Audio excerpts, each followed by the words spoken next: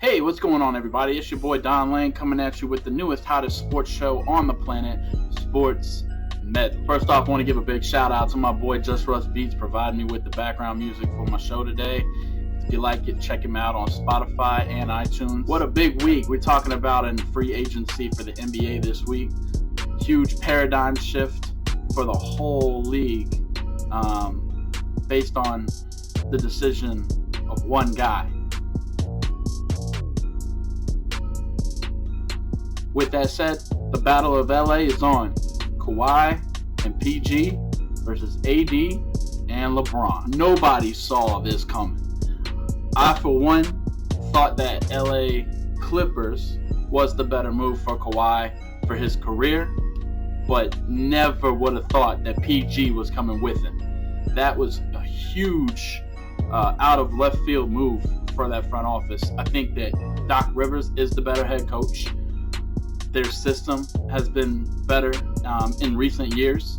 Now, obviously, historically, the Lakers are the better franchise, the better dynasty, with their great days in the late 90s, early 2000s, and, of course, in the 80s and 70s. But I feel like the Clippers might be on the come up now with this. I mean, they made it to the playoffs last year and didn't even have a superstar player. Now they have two. So just imagine what they can do with those guys and the defensive talent that they already have with Pat Beverly and Montrezl Harrell, who's probably going to end up coming off the bench now with the team that they have coming in. I think that the Clippers are a lock for the playoffs, absolutely. Now, I feel like the Lakers are doing just as good, though. Added Boogie Cousins. They got Danny Green, who's a sharpshooter, to go along with who they already have. And then Rondo, of course, re-signed. But I think an underrated signing for them is actually Quinn Cook. I feel like he's a really good player to come off the bench. Can definitely shoot the ball, and he's got a great basketball IQ for that game. And of course, his time with the Warriors, being with the team that's historically dominant over the last few years, should be a great addition for that Lakers team as well.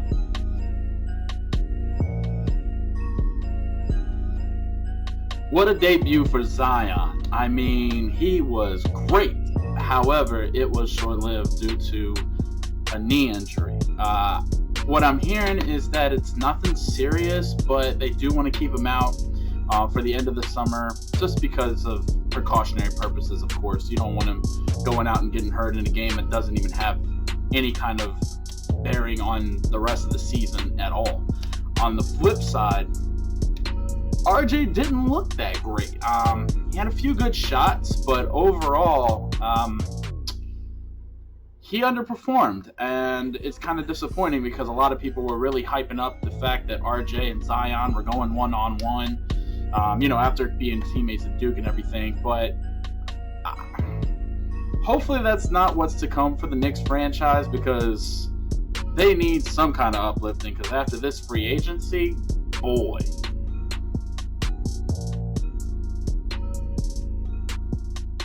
All that cap space for nothing. Don't get KD, don't land Kyrie, don't even get Kawhi. You get Bobby Portis and Julius Randle. Shame. If that's not a consolidation prize, I don't know what is. I mean, don't get me wrong, Julius Randle is a good player in his own right, but he's not Zion, he's not KD, he's not Kyrie, and he's not Kawhi.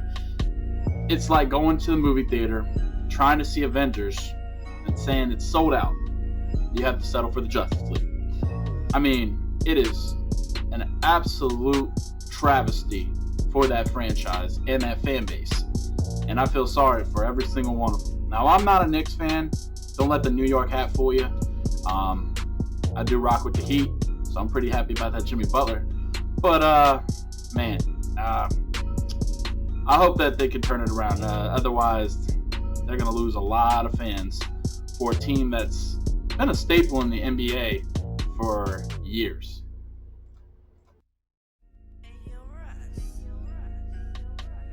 Speaking of Kyrie and KD, what a huge signing from Brooklyn to land not one but two of the top free agents in this year's class. And to have faith that KD is still going to be the same KD when he comes back from this Achilles injury. Now, obviously, it's not going to show instantly because of the length of time that he's going to be out due to that injury, but I think that he's going to be well worth the wait. And Brooklyn's not going to be a slouch just because KD's not there. I mean, they made it to the playoffs last year with D'Lo, and I feel like Kyrie can provide the same kind of spark. Definitely a little bit better of a passer, a little bit better of a ball handler than D'Lo. But adding DeAndre Jordan in on the defensive end for the big man, that's huge too. And the fact that KD and Kyrie took less than max deals just so that he would be able to sign there as well was definitely huge. Obviously, it's not a mystery that the Knicks were the biggest losers for free agency thus far and probably will continue to be, because I don't see them adding anybody that's going to rectify that whole situation. So now let's turn our focus onto who I think was the winner. And although Brooklyn was able to land KD, Kyrie, and DeAndre Jordan, because it's not going to be instant gratification, I feel like the big winner is going to be Philadelphia here. They already had a really good team. Obviously, Embiid wasn't fully healthy last year in the playoffs, and it definitely showed on the court. I feel like had they been completely healthy, that they would have been the team raising the trophy, or at least competing against Golden State for the title. But, you know, that's the game of basketball. Things happen. You just have to capitalize on what you can do and who you have to play with. But, you know, shipping away Jimmy Butler, who I feel like never really vibed and meshed with that team, I think is a huge thing for them to add Josh Richardson, who was great in Miami. Gonna miss him. He was a great player, good defensive two-way guard, who can be really good addition for them, especially after losing JJ Redick as far as the guard goes. And then adding Al Horford for veteran leadership and just being that big man to play alongside Embiid. I mean, they got a lot of size down there now in Philadelphia because they went and re-signed Tobias Harris too, who is up there and can shoot. And I feel like they would have the day one win, or the win so far in free agency based on those additions.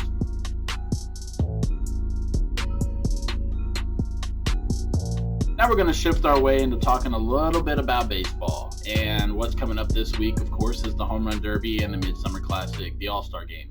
Last year, I got to attend the All-Star Game. It was one of the best experiences of my life. Really wish that I could go again this year. But maybe I'll go next year. Who knows? But as far as the game goes, typically you see a lot of really good pitching and not so many home runs and hard hit balls because it's the best pitchers going up against the best hitters. Last year, obviously that's not what happened. If you watched the game, it was pretty much a home run derby. Everybody who came up to bat pretty much had a home run, except for like a minor few people, but not so much a pitcher's duel as everybody thinks it would be on a typical All-Star game. This year, I think it might be a little bit of both. I feel like some guys are probably going to go deep again, just because the way the game is played now.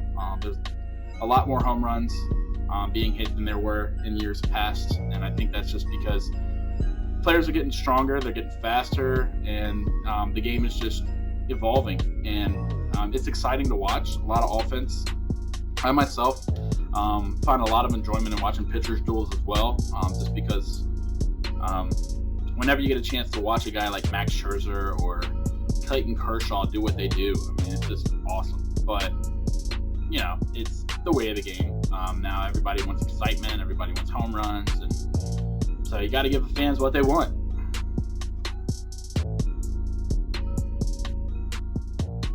With the Home Run Derby, the night before the All-Star Game, I think that's going to be really exciting to watch with the young talent that's there this year.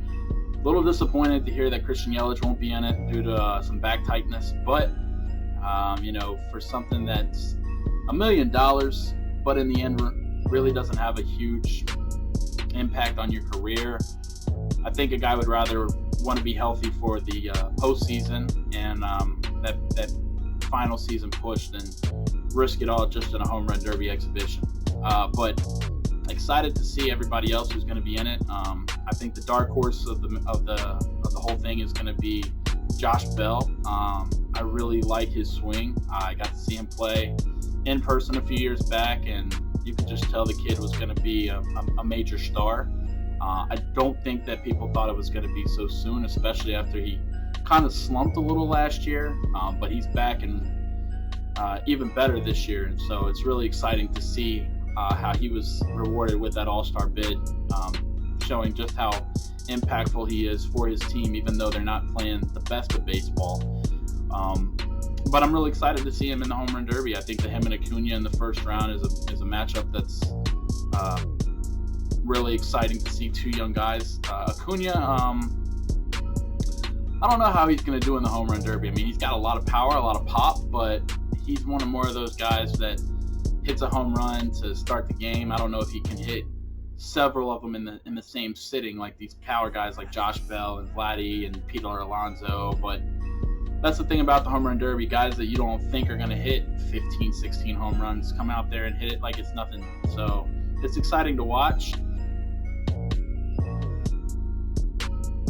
And finally, I got to give a shout out to the GOAT, Jon Bones Jones. He came out, did his thing. Thiago Santos, man, what a fight. But in the end, you got to beat him to take that belt. And I have no problem with it going split decision there. I think that Thiago definitely did a lot to deserve at least one judge's decision. But as far as an overall decision, Jon Jones is the winner and still continues to reign over that whole division and that whole company. I mean, the guy took years off because of situations we're not going to discuss, but we all know what happened, and picked it up like he had never left. I mean, he's just dominant, and unfortunately those situations are going to have a little bit of a blemish on his record, but the stats and the fights themselves speak for his legacy, and it's exciting to watch him fight. I can't wait to watch another fight. On the flip side, Amanda Nunes has proven herself be somewhat of a GOAT in that aspect, absolutely dominating everybody who comes in the ring with her. I mean, she destroyed Cyborg, and now that head kick to Holly Holm, goodness, I mean, that was crazy. But I think the knockout of the night was definitely Jorge Masvidal taking out Ben Askren. If you're a fan of the sport, then you know Ben Askren has been dominating and won for years. I think with like 19 fights in a row that he's not been beat. And 5 seconds, running knee, knocked out right away. I mean, that was crazy. And I'm still speechless. And that's going to do it, you guys. I really appreciate you coming and checking out my newest show, Sports Medley, the best place to be for the sports fan. And each week we're going to drop the newest edition. So like and subscribe to the page so you know when it drops. But before I go, I just want to let you know about a question, or I want to know what you have to say about this anyway. And it's been brought to my attention that to be a fan of a team, you got to be from that area. Now, do you guys agree with that, or do you think that you should be able to pick a team from anywhere and just rock with that team as your squad? Let me know what you think in the comments section below. Once again, I'm Don Lane from Sports Medley. Peace.